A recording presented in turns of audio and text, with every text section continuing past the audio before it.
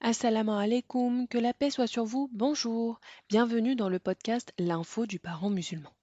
Ici, vous retrouverez des interventions de professionnels de santé, de professionnels de l'éducation, de religieux, de membres d'associations de prévention, ainsi que de parents expérimentés.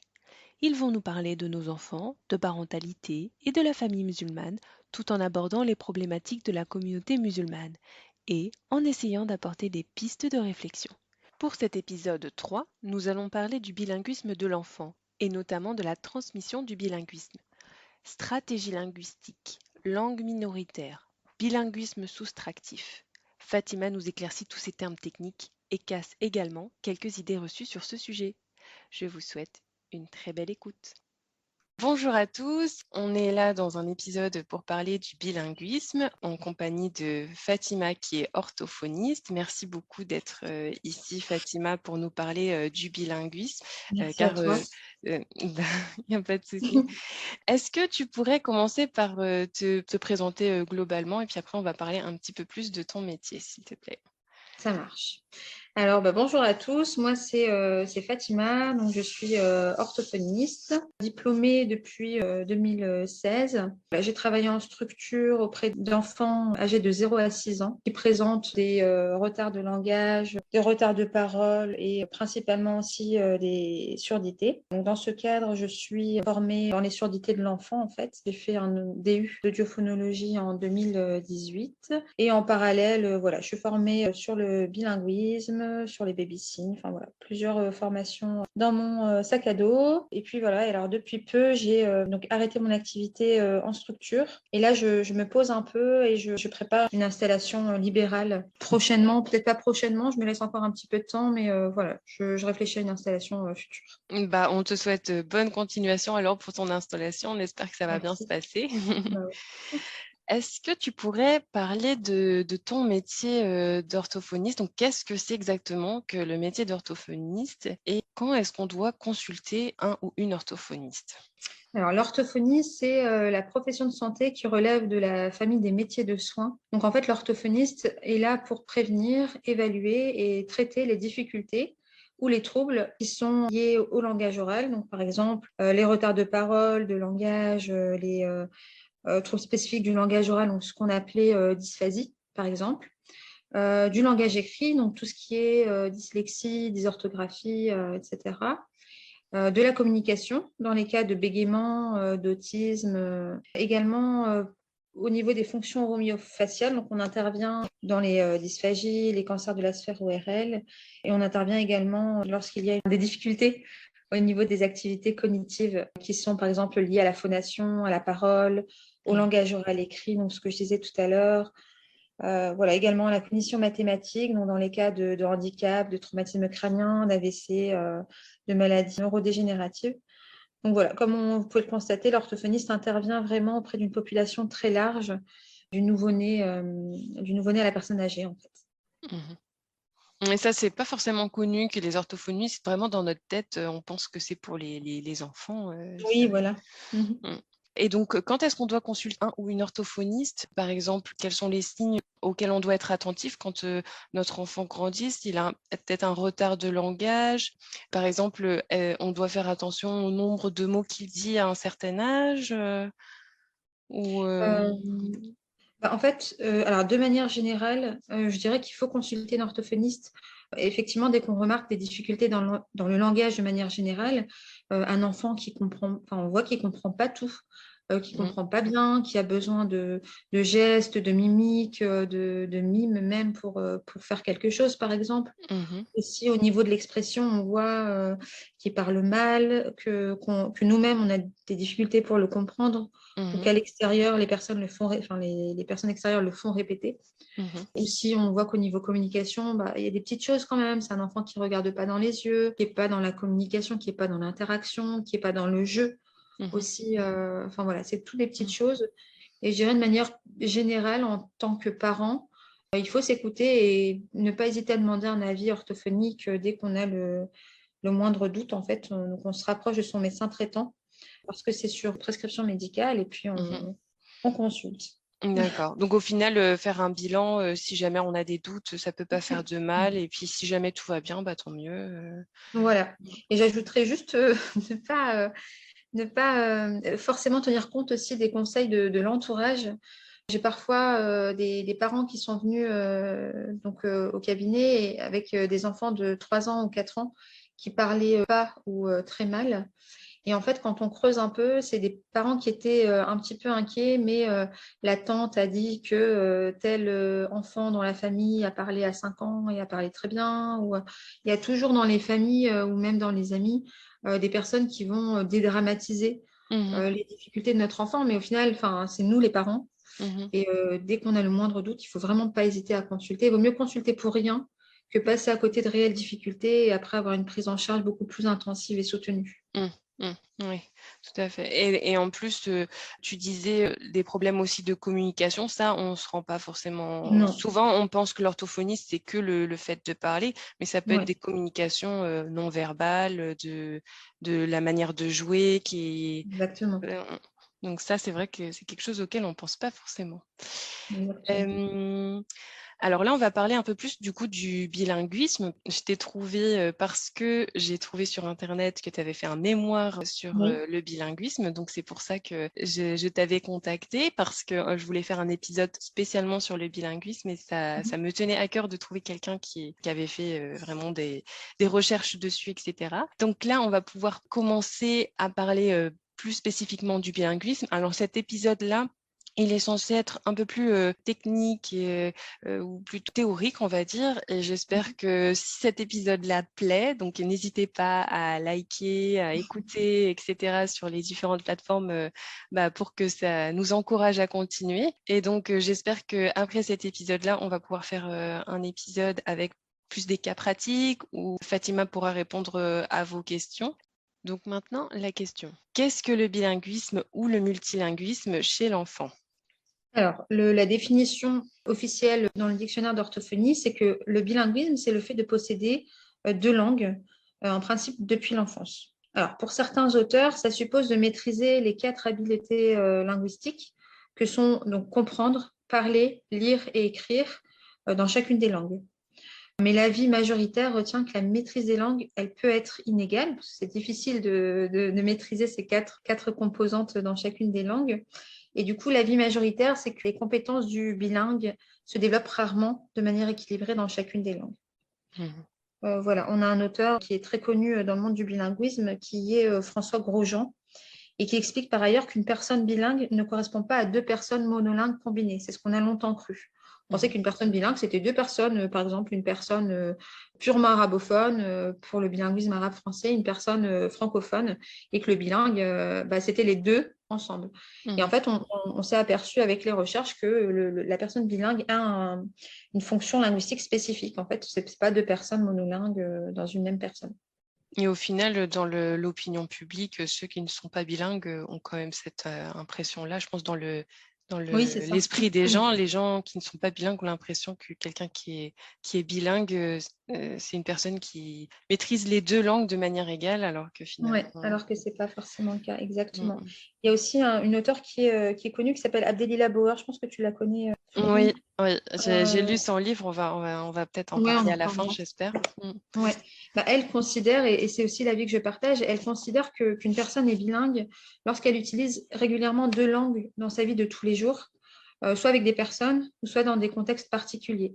Et en fait, elle évoque la notion de compétence communicative dans ces langues, c'est-à-dire que la personne, elle est capable de communiquer. Enfin, elle considère qu'une personne est bilingue dès lors qu'elle peut communiquer dans chacune des langues de manière plus ou moins facile. Et je Mm. trouve que c'est assez clair finalement comme définition. Oui, c'est vrai, oui. Elle dit aussi que souvent, on a l'impression que dès que l'enfant commence à parler deux langues quand il est petit, on pense qu'après, c'est bon, il a acquis une deuxième langue, alors que Ah oui, finalement, c'est un travail sur le long terme et ah, dont c'est clair, ouais. on se rend pas forcément compte au Mm. début. Alors, quels sont les différents types de bilinguisme, du coup? Comme là, on vient de dire qu'une personne bilingue, c'est pas quelqu'un qui a deux langues différentes, acquises au même niveau. Voilà. Quels sont les différents types de bilinguisme? Alors, dans la revue de littérature, alors ça va être une partie un petit peu lourde. Dans la revue de littérature, en tout cas, on considère que le bilinguisme d'un individu est défini en fonction de plusieurs critères, que sont l'âge d'acquisition de la langue seconde, le mode de fonctionnement cognitif, le statut de la langue et l'environnement linguistique du sujet bilingue. Donc, par rapport à l'ordre d'acquisition, on va parler de bilinguisme précoce ou tardif. Donc, le bilinguisme précoce, c'est les enfants qui ont acquis les deux langues dès la naissance jusqu'à l'âge de 6 ans. Et tardif, c'est lorsque la deuxième langue est apprise après 6 ans. Dans le bilinguisme précoce, on a pareil deux sous-catégories. Donc, on a le bilinguisme précoce simultané, dans lequel les enfants sont exposés aux deux langues dès la naissance. Et on a également le bilinguisme précoce consécutif, qui correspond à l'exposition à une deuxième langue qui est introduite après l'âge de 3 ans. Donc ça, c'est Abdelila Bauer, donc l'auteur dont je vous parlais tout à l'heure, qui explique tout ça. Ensuite, on a selon le mode de fonctionnement cognitif. Donc le fonctionnement cognitif, en gros, c'est la manière dont le cerveau va s'organiser pour contrôler des actes volontaires, par exemple le langage. Donc c'est la manière dont fonctionne le cerveau. Donc, selon le mode de fonctionnement cognitif, on va avoir le bilinguisme composé et le bilinguisme coordonné. Donc, le bilinguisme composé correspond au fait qu'il n'y a qu'un système de représentation sémantique unique. En fait, à chaque concept correspondent deux mots. Par exemple, pareil, je parle du bilinguisme arabe-français. Par exemple, en arabe, une personne qui est bilingue arabe-français va avoir l'image d'une maison typique, une maison donnée. Et à ce concept-là va correspondre le mot maison, donc le mot français, et le mot dar ou beit en arabe. Pour le bilinguisme coordonné, c'est différent. Pour ce bilinguisme, les deux codes sont organisés de façon plus indépendante, c'est-à-dire que chaque langue va disposer d'un système sémantique qui lui est propre. Par exemple, pour ce même exemple de maison et dar ou beit, on va avoir l'image d'une maison typique flamande, par exemple, pour le mot français, et l'image typique d'une maison d'une maison du Maghreb, donc avec les toits ouverts, etc. Et donc pour ce concept-là, on va avoir le mot dar ou beit. Je ne sais pas si c'est très clair. Oui, C'est clair. oui, moi j'ai C'est un peu compris. compliqué à expliquer. Ouais. Donc d'un côté, quelqu'un qui va être bilingue coordonné, quand il va penser au mot maison, il va avoir en tête une maison occidentale, Voilà, française. Et quand il va avoir le mot dar ou beit en tête, donc qui correspond à maison, mais en arabe, il va avoir en tête une maison, mais arabe ou maghrébine. exactement, voilà. Donc, ouais, c'est clair. Et ça apporte peut-être un plus à ces personnes-là, je ne sais pas, au niveau du cerveau, ça doit peut-être être un peu plus compliqué pour eux de retenir. Ils ont peut-être une mémoire visuelle, je ne sais pas.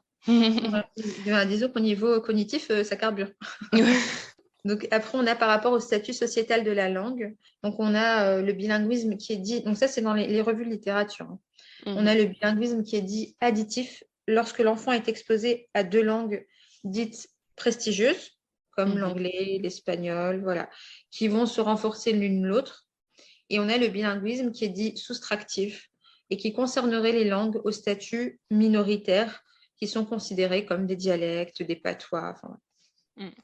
Et au final, la langue minoritaire est un peu plus difficile à transmettre, du coup, j'imagine. Exactement, exactement. On en parlera tout à l'heure, mais l'importance que la société donne à la langue seconde impacte énormément sur la transmission familiale en fait, de la langue. On parlera tout à l'heure, mais c'est vrai que c'est important.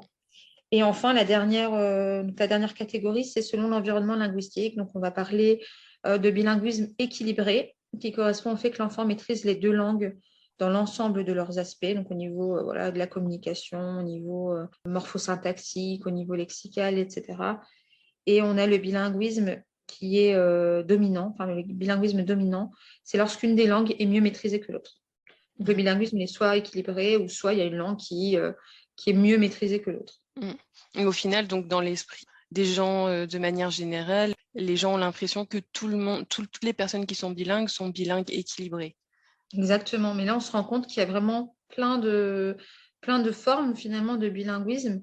Mais attention, toutes ces formes, elles sont quand même à distinguer avec précaution Parce que comme tu le disais tout à l'heure, la personne bilingue, elle va évoluer en fonction de son environnement, en fonction de ses expériences personnelles, par exemple des voyages qu'elle va faire, des langues qui vont se perdre aussi ou qui vont évoluer, etc.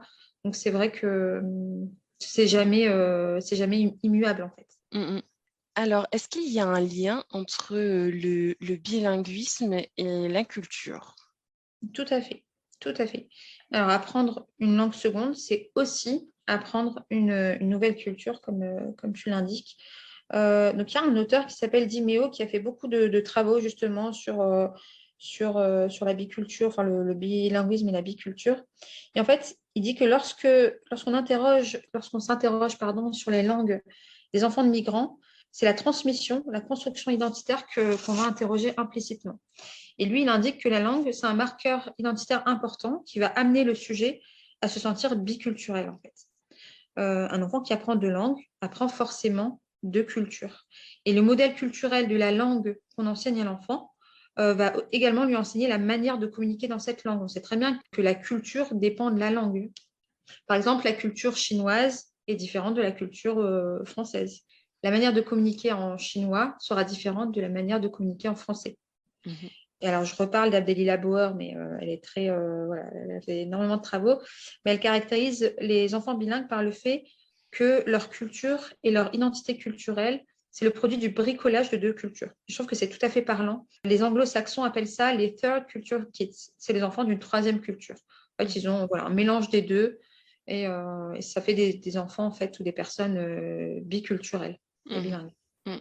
D'ailleurs, si les auditeurs veulent en savoir plus, cet auteur-là, dans le livre dont on va parler à la fin de Abdelila Bauer, elle en parle, elle a tout un petit chapitre sur le bilinguisme et la culture.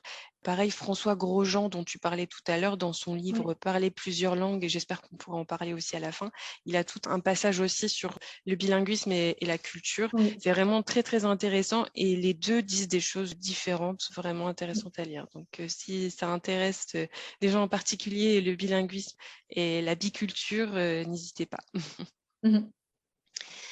Alors, quels sont les différents types de familles bilingues? Comme du coup, on a vu qu'il y a plein de bilinguismes différents. C'est aussi que les familles, il peut y avoir le papa qui parle arabe, la maman français. Il y a plein de types de familles différentes. Est-ce que tu peux nous en parler plus? En fait, quand on s'intéresse au bilinguisme, effectivement, on va interroger en parallèle le mode de transmission des langues par les parents. Souvent, le foyer familial, c'est le lieu d'une double médiation où la communication se fait dans les deux langues. Donc, par exemple, en français et en arabe pour les familles qui sont bilingues arabe-français. Comme on le disait tout à l'heure, la valeur que la société donne à une langue et au bilinguisme lui-même va avoir une influence directe sur la motivation des parents à transmettre leur héritage linguistique. Et ils sont parfois soumis à une pression extérieure, que ce soit de la part du système scolaire ou de l'entourage ou autre. Et en fait, il y a encore beaucoup de familles qui vont cesser de parler leur langue d'origine à leur enfant par peur de voir celui-ci en difficulté avec la langue française ou en difficulté avec les apprentissages, en fait. C'est par exemple aussi les professeurs, les maîtresses d'école parfois ne sont pas forcément formés sur le bilinguisme, mais peuvent dire oh là là, là il y a des difficultés en langue française, il faut que vous arrêtiez de parler à la maison Exactement. de Et en fait, l'autre langue. exactement. Et en fait, souvent, c'est des personnes qui maîtrisent, enfin, c'est des parents ou, voilà, qui maîtrisent pas bien le français, qui vont se forcer à parler français pour satisfaire voilà, les souhaits de la maîtresse et pour éviter que leur enfant soit en difficulté. Et Mhm, en fait, ils vont transmettre le français de manière erronée à leur enfant. Et en fait, c'est pire que mieux. C'est pour ça que les recommandations actuelles par rapport au bilinguisme, c'est vraiment de parler dans la langue dans laquelle on est le plus à l'aise. Même si voilà, la maîtresse ou un tel dit non, mais là, il faut parler français, l'enfant apprendra le français à l'école, il apprendra le français dans ses activités extrascolaires, il apprendra le français de fait parce qu'il est en France, donc il n'y a vraiment aucune inquiétude à avoir. mhm, Voilà. mhm, Donc, un couple bilingue n'a pas le même mode de transmission langagière qu'un couple monolingue. Par exemple, si les deux parents viennent de l'étranger, ils vont tous les deux transmettre une langue étrangère. Mais s'il y a un parent qui est français et un autre parent qui est d'origine étrangère, ben, ils vont transmettre de manière plus importante, voire exclusive, le français. Parce que le parent qui sera francophone s'adressera en français à l'enfant, plus l'enfant sera confronté au français à l'école, dans les activités, forcément, ce sera la langue qui sera, quantité, ce sera la langue qui sera la plus parlée à l'enfant. La langue dominante. Exactement.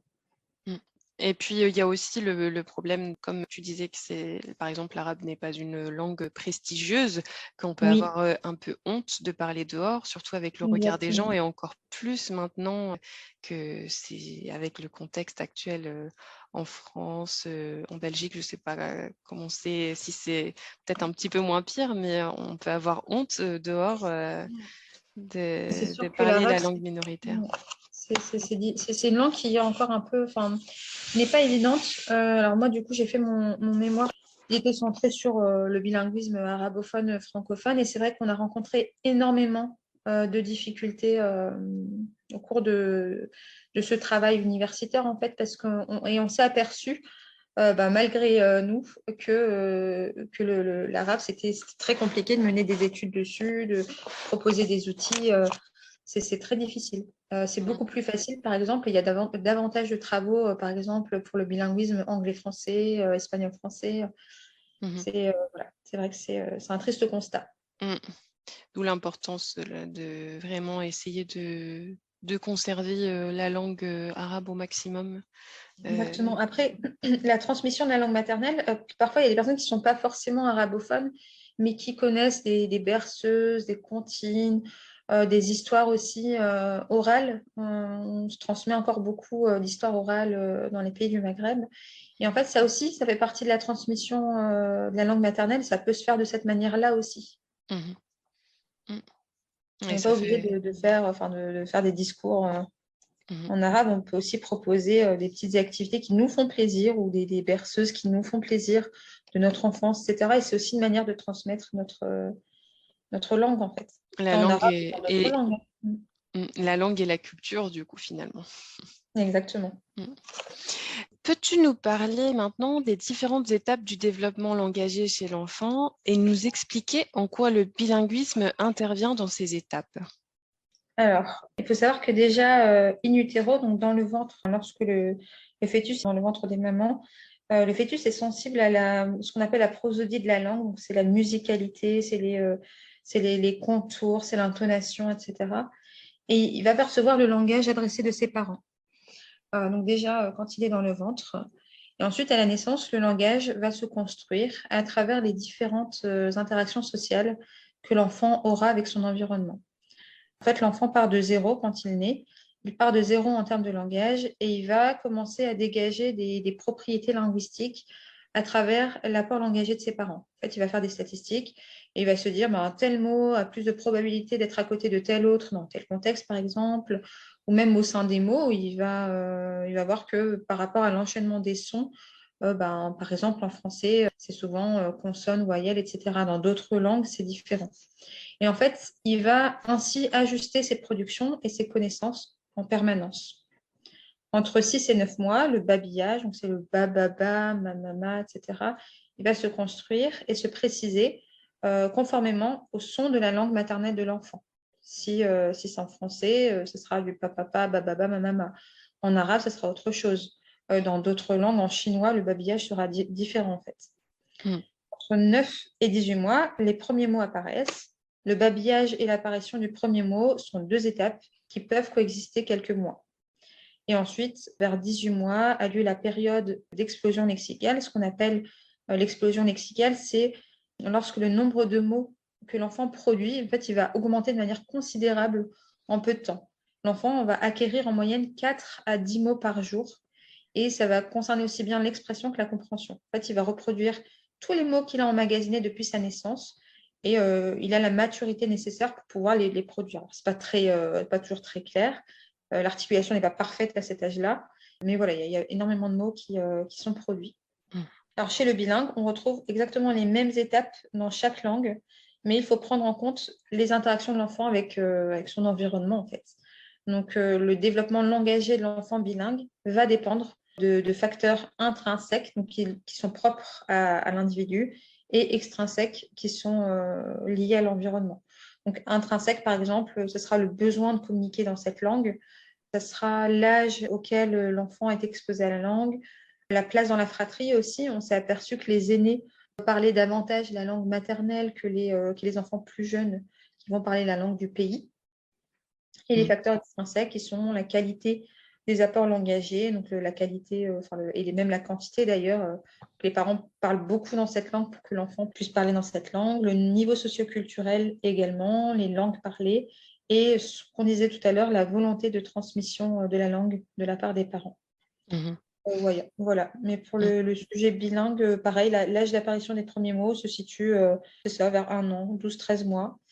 D'accord. Et oui, du coup, les facteurs intrinsèques, c'est-à-dire, par exemple, si l'enfant est dans une crèche où il parle, par exemple, allemand, il va ressentir le besoin de communiquer avec ses pairs. Et donc, ça, c'est ça un facteur intrinsèque. Exactement, exactement, Et exactement. extrinsèque, donc, c'est si, par exemple, les parents mettent en place, par exemple, des livres dans la langue, si, par exemple, ils veulent transmettre la langue arabe, non seulement ils parlent à l'enfant, mais en plus, ils ont des supports, ils utilisent des chansons, Exactement. comme tu parlais tout à l'heure, etc. Donc, si on veut développer le langage bilingue de notre enfant, il faut qu'on essaie de mettre tous ces facteurs-là le plus Mm, possible à disposition pour le développer au maximum. exactement. Multiplier les supports, c'est vrai que c'est aussi intéressant. Mm. Ok.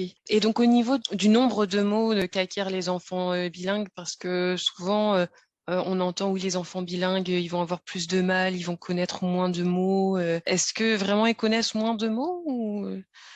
Alors en fait, le stock, enfin, ce qu'on appelle le stock lexical, c'est la réserve de mots. Donc le stock lexical total, c'est-à-dire le nombre de mots que l'enfant comprend dans les deux langues des enfants bilingues, serait composé d'une cinquantaine de mots à 18 mois, tout comme Mm. l'enfant monolingue. Mais il existe des différences au niveau de la compréhension. Les bilingues comprennent davantage de mots que les monolingues à 13 mois. Et c'est normal parce que du coup, ils ont deux langues. Donc au niveau de la quantité, il y a quand même plus de mots chez les personnes bilingues que les personnes monolingues. Sauf que quand on regarde les deux langues ensemble, on a un stock lexical qui est beaucoup plus fourni. Mais Mhm. quand on regarde de manière individuelle chaque langue, il y a moins de mots dans chacune des langues en fait.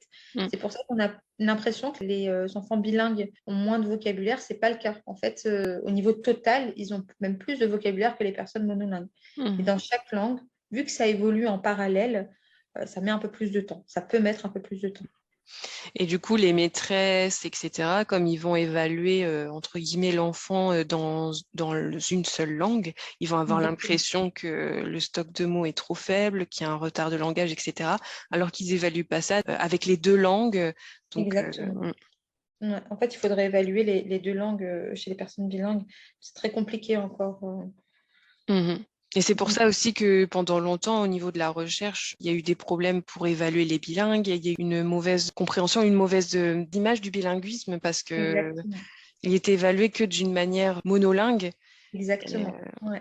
Et c'est vrai que pendant longtemps, on a considéré les personnes bilingues comme inférieures, comme même déficients, enfin, avec une déficience intellectuelle. Et c'était vraiment très mal considéré, en fait, le bilinguisme. mm, Et c'est avec les recherches, même les outils actuels, qu'on s'est rendu compte qu'en fait, non, la personne bilingue, il faut le temps que les deux langues se développent. Mais quand on regarde le stock total, et c'est ça qui compte, quand on regarde le stock lexical total, c'est souvent supérieur aux enfants monolingues. mhm. Et je reprends juste par rapport à l'explosion lexicale que Oui, j'évoquais tout à l'heure. oui. Chez la personne bilingue, elle apparaît également autour de l'âge de 2 ans, donc 18 mois, 2 ans. Et pareil, en fait, elle peut se réaliser selon plusieurs modalités. Soit elle est visible dans les deux langues et linéaire, ou alors dans d'autres cas, elle peut apparaître plus marquée dans une langue, souvent la langue maternelle, que dans une autre. Mhm. D'accord. D'où vraiment l'importance de faire vraiment attention dans quelle langue on évalue l'enfant. Exactement. L'autre question, donc, quels sont finalement les avantages cognitifs du bilinguisme chez l'enfant? Alors, pour ce qui est des avantages cognitifs, on a, alors déjà sur le plan phonétique, les enfants bilingues discriminent mieux les différentes langues que les enfants monolingues, enfin par rapport aux enfants monolingues, dans la mesure où très jeunes, ils ont été exposés à des environnements phonétiques riches et distincts. Les enfants bilingues, par exemple, français, chinois, vont avoir dans leur répertoire phonétique tous les sons de la langue française, tous les sons de la langue chinoise. Mhm. Euh, et du coup, de fait, l'apprentissage de langue étrangère est aussi facilité. Mhm. pour les personnes bilingues. Mhm. Les travaux montrent une supériorité des enfants bilingues dans la formation des concepts, une meilleure flexibilité mentale et la capacité de pouvoir passer d'une tâche à l'autre. Enfin, c'est un peu la gymnastique mentale.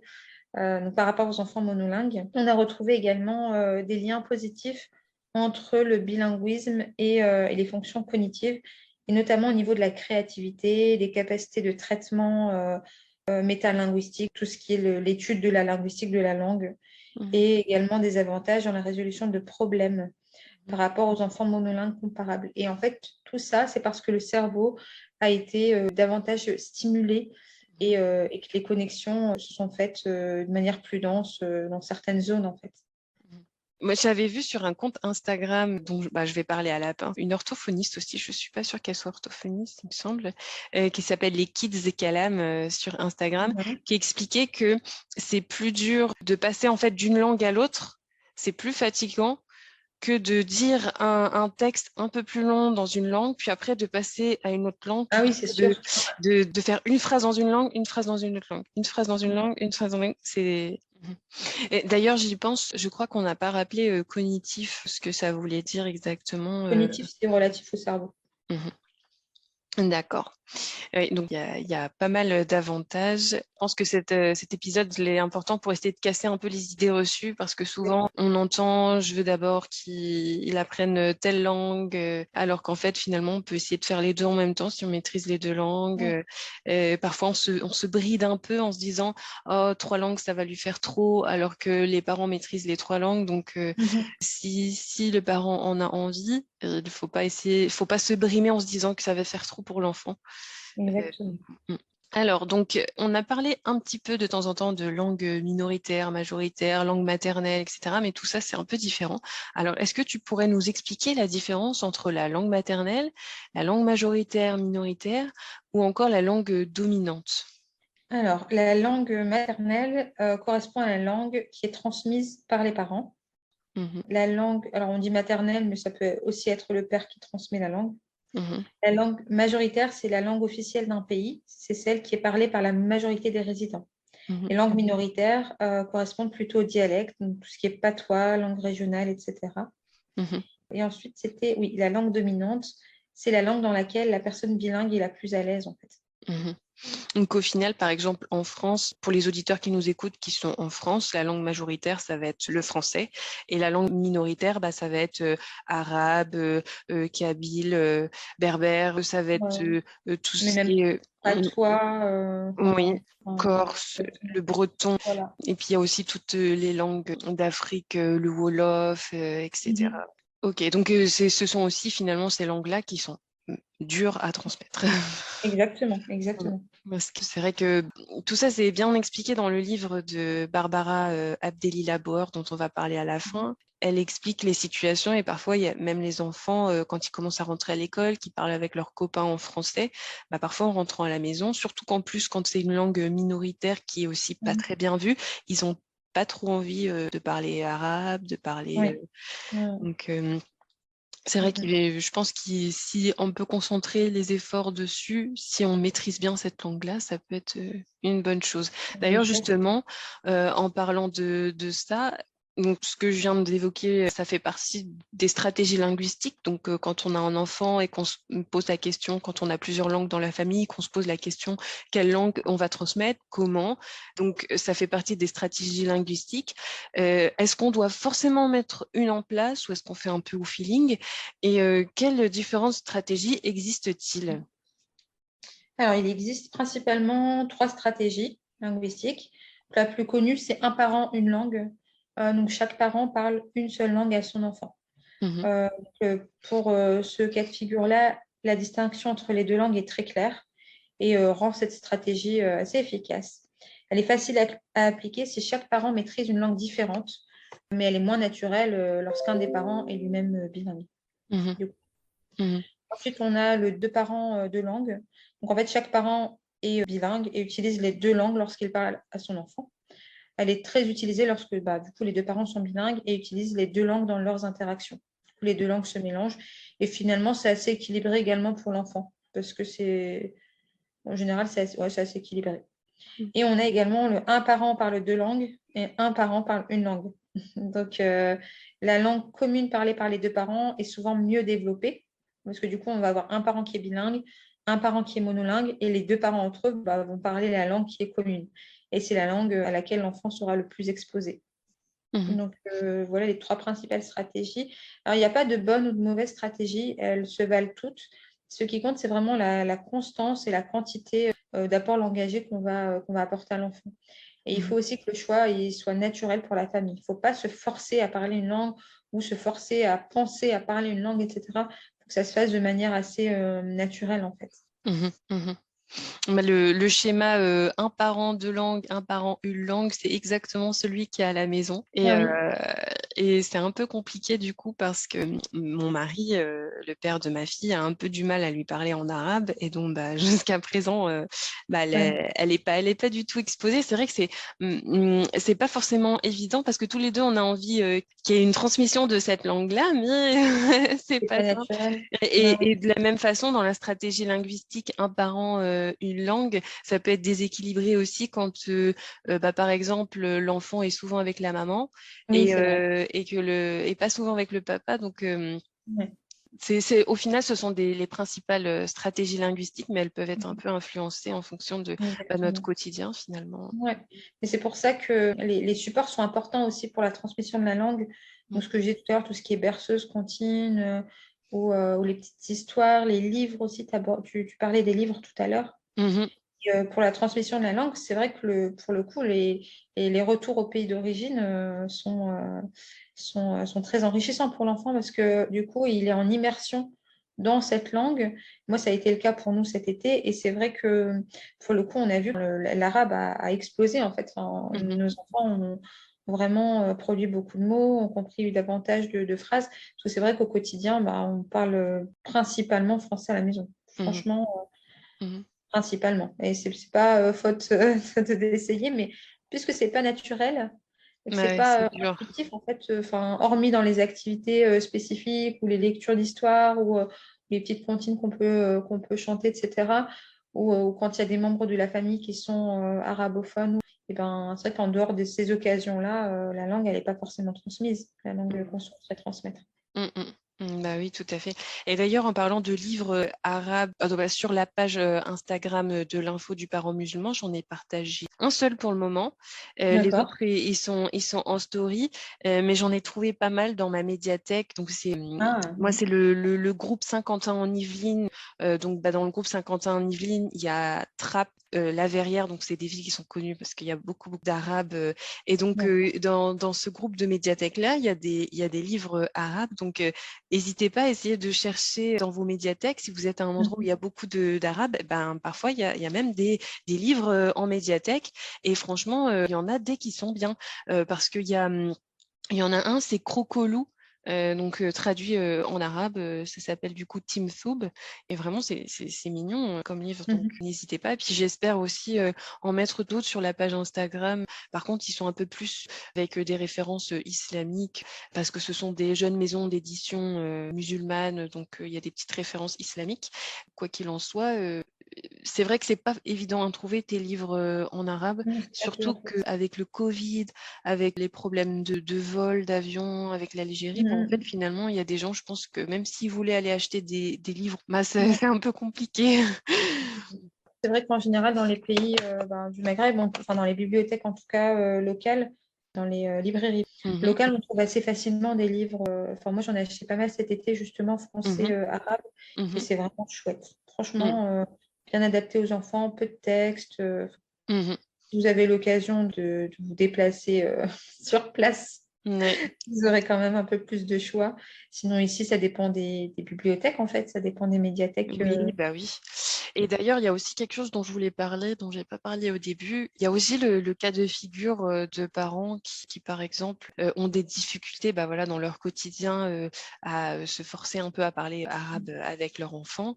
Et donc, ils mettent leur enfant en école d'arabe le week-end pendant 2 heures. Bon, 2 heures, ça va encore, mais parfois, j'ai même des mamans qui m'ont parlé de 4 heures d'arabe. Ouais, les écoles, c'est 4 heures. Et franchement, ça serait bien, je pense, d'en parler et de dire, c'est peut-être un peu trop quand même 4 heures et que en plus Mhm. en France les écoles d'arabe, il y en a certaines, c'est très c'est Ouais. très traditionnel et donc c'est pas forcément une manière qui va donner envie aux enfants. Mhm. Ils vont peut-être y aller en traînant les pieds. Donc je sais qu'il y a des initiatives qui peuvent être vraiment chouettes. Donc il y a le monde des Ourouf. Je sais pas si tu connais peut-être. Ouais, je connais, c'est vrai qu'elle fait, c'est une dame, hein, je pense. Oui, oui, c'est ça, Elle c'est fait un une dame. chouette travail. Ouais. Et donc, il y en a qui commencent à se développer, qui vont se former auprès de la dame du monde des Ourouf et qui, du coup, proposent des choses ludiques. Et même elle parlait de ça sur les réseaux sociaux en disant que, bah, au début, les mosquées, ils comprennent pas. Ils Bah comprennent pas oui. pourquoi est-ce qu'ils font des sorties, pourquoi est-ce qu'ils apprennent pas l'arabe sur des cahiers comme tout le monde. Et en Mhm. fait, finalement, ça sert à quoi d'essayer de transmettre une langue à l'enfant si ça le dégoûte? Exactement. Et j'ajouterais même que ça doit être dans la continuité de ce qui est proposé à la maison. Mm, En fait, on ne peut pas mettre un enfant ou même, enfin, c'est comme mettre un enfant 2 heures en atelier anglais-français alors qu'on ne parle absolument pas anglais à la maison. À part fatiguer l'enfant, oui, ça va lui apporter des choses, certainement, mais au final, ça ne va pas le rendre bilingue, en fait. mhm, mhm, Les parents n'en font rien derrière, ça ne le rendra pas bilingue. mm, mm. Et puis après, ben, ça peut se comprendre tout à fait que les parents ont des difficultés dans leur quotidien, mais c'est mieux d'essayer de trouver quelque chose de au moins plus ludique que 4 heures d'arabe Oui. les samedis. Ben, on va pouvoir passer pour parler un peu de la documentation, s'il y a des parents qui veulent aller un peu plus loin et consulter des livres sur le sujet du bilinguisme. Je vais présenter le livre Le défi des enfants bilingues. Le sous-titre, c'est Grandir et vivre en parlant plusieurs langues de Barbara Abdelila Bauer. Donc là, je l'ai juste devant moi. Donc, c'est une vieille édition, mais quand même, franchement, on ne dirait pas que ça a été publié, je crois que c'était en 2004, tellement ça me paraît actuel. Et donc, vraiment, celui-là, si vous voulez vous renseigner sur comment transmettre le bilinguisme à votre enfant, c'est vraiment le livre idéal.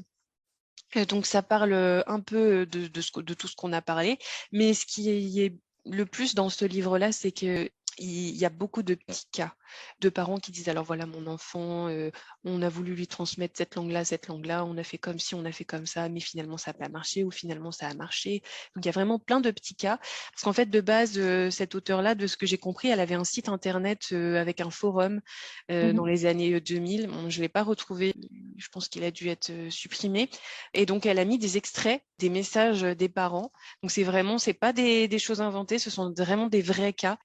Et donc, pour parler un petit peu de la table des matières, donc les mécanismes du langage, donc ça, ce sont les gros chapitres. Devenir bilingue, de la naissance à 3 ans, le bilinguisme précoce simultané, donc c'est ce dont tu as parlé tout à l'heure dans les différents types de bilinguisme. Le bilinguisme précoce consécutif de 3 ans à 6 ans. Le bilinguisme tardif. Ce bilinguisme-là, tu n'as pas pu trop en parler et je pense que il y aura peut-être des gens qui nous poseront des questions Oui. si on Mhm. arrive à faire un autre épisode là-dessus. Mais c'est vrai que le bilinguisme tardif, si par exemple, il y a pas mal de gens avec le contexte actuel qui partent dans un autre pays Ouais. complètement, et alors que leurs enfants parlaient français et qui se retrouvent dans un Mhm. environnement complètement arabe. Ce passage-là, je pense qu'il pourra vous intéresser pour ne pas faire d'erreur, parce qu'au final, de ce que j'ai compris, quand on envoie son enfant à l'école arabe alors qu'il est en train de commencer à lire, c'est pas trop la bonne chose à faire, de ce que j'ai compris dans le livre. Donc, je pense que se renseigner sur le bilinguisme quand on veut partir complètement dans un pays alors que notre enfant ne parle pas du tout la langue, je pense que c'est une bonne chose. Et les autres chapitres, il y avait de la difficulté d'être bilingue et l'éducation d'un enfant bilingue au quotidien. Donc, franchement, moi, je l'ai beaucoup aimé. Ce Mhm. livre-là, je trouve que si vous voulez aller plus loin, c'est déjà le premier livre à prendre. Mhm. Après, il y avait aussi celui donc de François Grosjean, Parler plusieurs langues, le monde des bilingues. Mais celui-là, moi, je ne l'ai pas encore lu. Donc, je ne sais pas si tu veux en parler. Oui, alors moi je l'ai lu. Il est vraiment. Alors François Grosjean, c'est aussi Abdelila Bauer et François Grosjean, c'est vraiment des références dans le monde du bilinguisme. Et donc son livre, c'est Parler plusieurs langues, le monde des bilingues. Et en fait, il va reprendre un peu tout ce qui est définition du bilinguisme, etc. Mais il va parler énormément du biculturalisme Donc c'est intéressant du fait d'être polyglotte, d'enseigner des langues secondes. Il parle également des personnes sourdes. François Grosjean, il est aussi enfin, c'est aussi une référence dans le domaine de la langue des signes, enfin du bilinguisme français-langue des signes. Donc voilà, ce livre, franchement, il se lit assez facilement. Je trouve qu'il est complet. Voilà, avec des petits exemples, etc. Je le trouve vraiment bien fait. Au Et il aborde final, tout. il s'adresse plus aux bilingues de manière générale et pas forcément au bilinguisme de l'enfant, de ce que j'ai compris. Oui, oui, oui, oui, oui. Mm. Et il y avait aussi un livre que du coup j'avais lu pendant mes études. C'est un livre un peu plus, enfin il est différent des autres. La collection, c'est les cahiers de l'INED. Donc en fait, c'est des recherches approfondies sur les questions de population. Et en fait, le livre, c'est Langue d'ici et d'ailleurs, transmettre l'arabe et le berbère en France, d'Alexandra Filon. Il est vraiment bien fait. Il est objectif dans sa manière d'aborder les choses, avec beaucoup de travaux de recherche, de données de population, etc. J'ai trouvé très intéressant ce livre, vraiment très intéressant. Il évoque plein de choses, la transmission des langues, les migrants, les couples mixtes, les catégories socioprofessionnelles. Vraiment, c'est très complet même et toujours appuyé de données de recherche en fait. Tout est justifié. Il est vraiment très complet pour ceux qui veulent. Alors, c'est très spécifique arabe et berbère pour ceux qui veulent voilà, s'informer davantage à ce Mhm. sujet. Mm. Mais c'est vrai que finalement, des livres comme ça, pour transmettre l'arabe et le berbère Ouais, je crois que c'est le seul, spécifiquement, hein. mm, mm, Ouais, ouais, c'est le mm. seul. Moi, j'en avais jamais entendu parler du tout. Donc, Ouais. vraiment, c'est une bonne chose. Il y avait aussi du coup des comptes Insta dont j'ai parlé. Donc, il y a le tien. Tu viens de commencer Oui, le que je tien. viens de créer. Ouais, donc n'hésitez pas à aller la suivre. Je pense que tu vas nous faire du contenu vraiment intéressant. Ton compte Insta, c'est Fatima-du-bas orthophoniste. Il y a aussi un compte Insta qui parle vraiment du bilinguisme, mais la personne qui le tient, elle est orthophoniste, mais bilingue anglais-français. Donc, c'est intéressant pour le côté bilinguisme, mais si vous voulez transmettre un bilinguisme arabe, tout de suite, ça va être différent, quoi, parce que là, c'est une transmission de deux langues prestigieuses, alors que l'arabe, c'est une langue, ça fait le bilinguisme soustractif, comme on parlait, c'est un peu plus dur à transmettre. Et donc, le compte Insta dont je parle là, ça s'appelle Une bulle de langue. Et il y en a un autre que j'ai trouvé intéressant qui s'appelle Lekid the Kalam. Donc, il me semble que c'est une orthophoniste dont je parlais tout à l'heure, qui vit au Canada et donc qui parle anglais, français, arabe. Donc là, ça peut être intéressant aussi. Vous avez des petites infos et puis elle aime beaucoup les livres de ce que j'ai vu. Donc elle propose pas mal de choses. Par exemple, elle vous donne des petits tuyaux pour stimuler votre enfant quand vous lui lisez une histoire, surtout les tout petits. C'est pas forcément évident. Mhm. Donc ces trois comptes-là, si vous voulez en savoir plus sur le bilinguisme et avec toi, Fatima, peut-être que tu vas pas faire que le bilinguisme. À mon avis, tu vas plutôt parler d'orthophonie de manière Ah générale. oui, je vais parler. Ouais, mon compte se veut assez large pour le Mm, coup. Donc, Mm. n'hésitez pas à suivre ces comptes-là. Donc, merci beaucoup pour cette intervention. C'était vraiment très intéressant. N'hésitez pas vraiment à noter le podcast, à mettre des commentaires sur les réseaux sociaux, transmettre votre avis. Ça aide vraiment à ce qu'il y ait plus d'épisodes si celui-là vous a plu. Et puis, j'espère que très vite, on va pouvoir faire un épisode sur des cas pratiques, sur vraiment des choses de tous les jours. Là, c'était la théorie, ce qui va vous permettre de mieux comprendre, je pense, que les cas pratiques qu'on verra dans un prochain épisode. Donc, merci beaucoup, Fatima. Je ne sais pas si tu veux Merci. rajouter un petit mot de la fin, quelque chose auquel tu voudrais ajouter. Alors déjà, je te remercie à toi pour l'invitation. C'est vrai que ça a été un plaisir. Et juste te dire aux parents qu'il faut y aller de manière la plus naturelle possible et vraiment pas trop se poser de questions. Et que le bilinguisme, c'est vraiment une richesse pour les enfants. C'est vraiment incroyable. Voilà. Ok, super. Bon, bah, à très bientôt alors, je À l'espère, bientôt. dans un autre épisode. Je vous remercie beaucoup d'avoir écouté cet épisode jusqu'au bout. J'espère qu'il vous a été profitable comme il l'a été pour moi. Que Allah bénisse cette initiative afin que de nombreux épisodes suivent celui-là. Si cet épisode vous a plu, je vous invite à le partager autour de vous et liker les posts sur nos réseaux sociaux. Vous pouvez nous retrouver sur Instagram et par mail à l'adresse en barre d'infos. À très bientôt. Que la paix soit sur vous. Assalamu alaikum.